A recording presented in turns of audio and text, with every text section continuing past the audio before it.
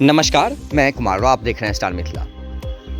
जोगबनी दानापुर के बीच एक express train जिसकी घोषणा अप्रैल 2023 में हो चुकी है और तब से लेकर के अब तक इस ट्रेन पर संशय बना हुआ है जो आखिरकार ये पहली एक्सप्रेस ट्रेन जो कोसी नदी होकर झंझारपुर के रास्ते दानापुर तक चलती, इस ट्रेन का परिचालन कब होगा।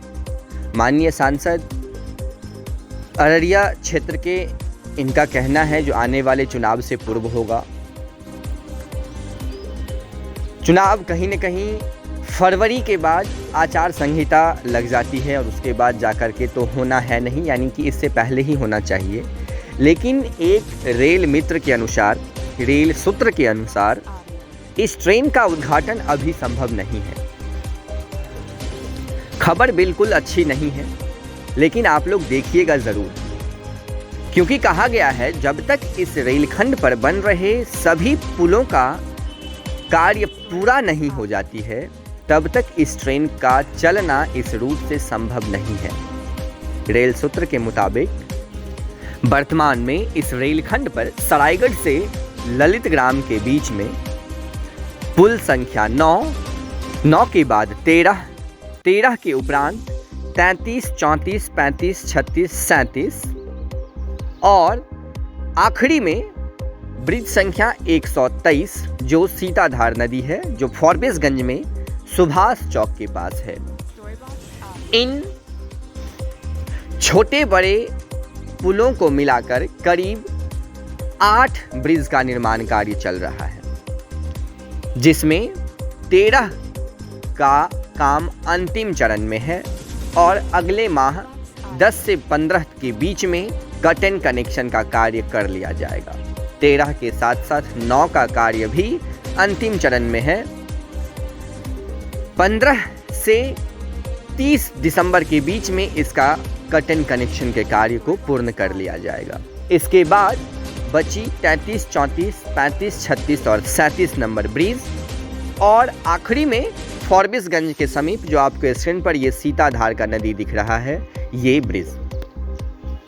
इन सभी ब्रिजों को पूरा होते होते करीब 4 से 5 महीने का समय लग जाएगा, क्योंकि सीताधार नदी की जो स्थिति है वो अभी आप स्क्रीन पर देख रहे हैं। इसमें जितने सारे खंभे हैं, पिलर हैं, इसका पूरा ऊपर का जो कार्य है वो बाकी ही है। अभी भी ये कार्य पूरा होगा, इस पे ढलाई का कार्य होना है।